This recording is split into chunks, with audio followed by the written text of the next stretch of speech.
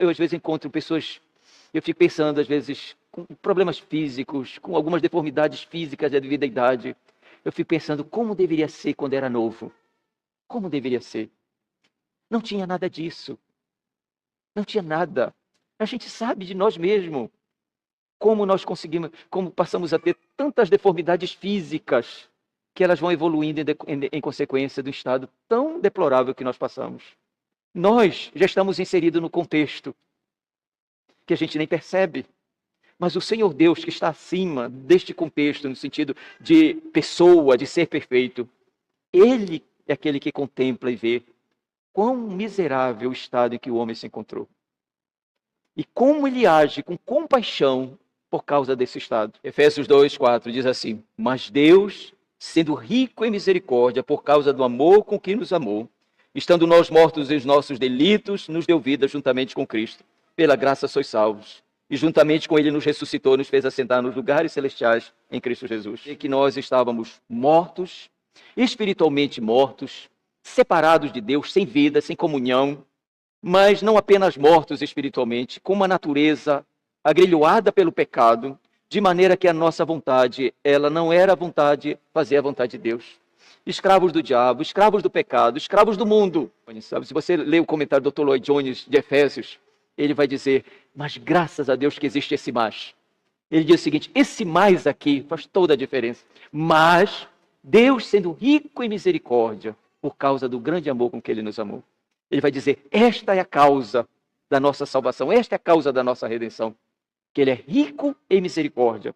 Que mesmo nós, no estado de miséria, mesmo nós, no estado mais decadente, mais deplorável, Ele sendo rico em misericórdia, Ele nos amou. Você considerar a bem-aventurança, ela está dentro de uma ordem espiritual lógica. Ela não começa com bem-aventurados misericordiosos.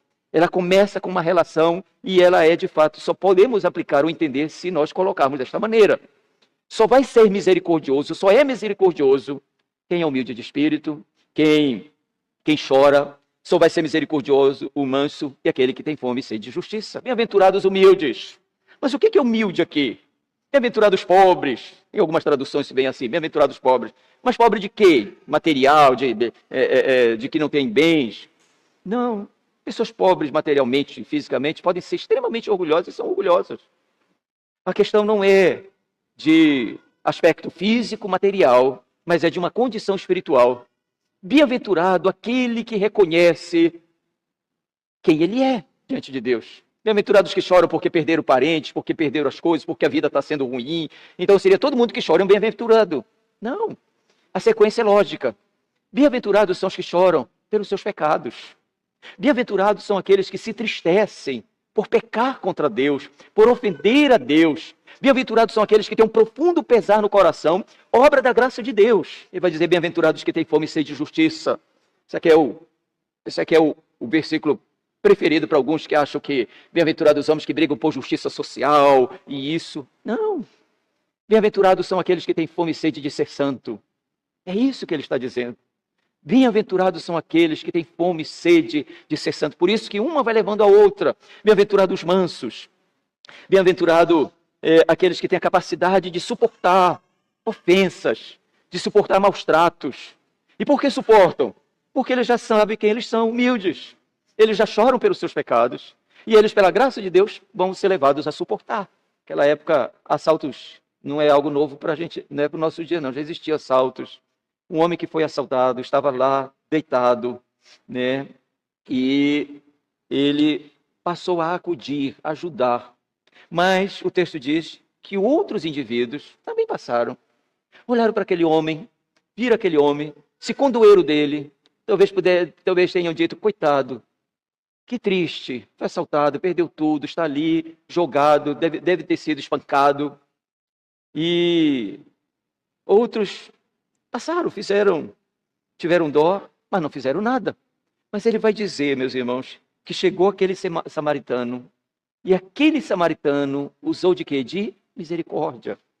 Ele não apenas se encheu de dó, de piedade, ele não apenas olhou o estado daquele homem, com dó, com piedade, com pena da vítima, mas também, podemos ver ali, ele deixou seu próprio sossego, Ele foi, cuidou dos ferimentos, levou aquele homem ferido para um albergue, para uma hospedaria, deixou lá, pagou. O Senhor Jesus vai dizer, isto era amar o próximo.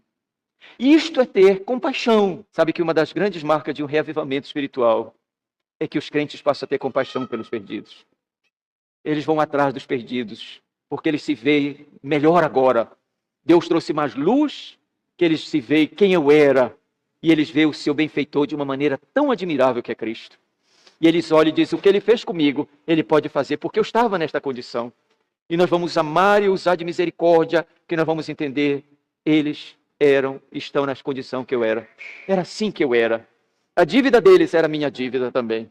E eu preciso ter compaixão para mostrar para eles que o mesmo fiador que usou de misericórdia para comigo, ele está oferecendo o pagamento da dívida para eles também. Esse é o Deus misericordioso. Ele nunca vai lançar os meus pecados diante de mim, trazer à baila, Ele lança no mar do esquecimento. Nunca mais lembra. Nunca mais. O que nós vamos ver? Que todas as minhas dívidas foram quitadas. Isso me dá não apenas paz na consciência, mas me dá segurança para enfrentar este mundo. Para enfrentar um acusador que se levanta contra mim. Há um acusador que vem, que traz, que desperta. O intento dele é nos levar a viver uma vida acabrunhada.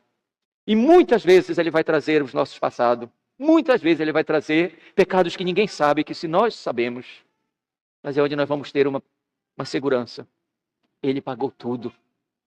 Ele se compadeceu de mim, que a minha dívida, ele não deixou um pedacinho ainda para ser pago. Ele não deixou alguns centavinhos ali para me tornar um refém, como que diz. Não, ele pagou tudo. Não tem mais ninguém que possa me acusar. À medida que eu e você compreendemos e podemos dimensionar, né, esse estado de nosso aqui, descrito por Paulo, e ver a misericórdia, nós seremos sempre misericordiosos com os outros. Porque nós vamos ver eles e nós vamos dizer, esse era o meu estado, essa era a minha condição. Deus teve misericórdia de mim, eu agora devo ter misericórdia deste que se encontra no mesmo estado, na mesma condição. Que sejamos, ó Deus, misericordiosos para com os que estão sem Cristo. Sejamos misericordiosos de uns para com os outros. Que haja de fato no nosso meio entranhados afetos de misericórdia, de amor. Nos abençoe, nos fortaleça como igreja. Assim oramos e te pedimos em nome de Jesus. Amém.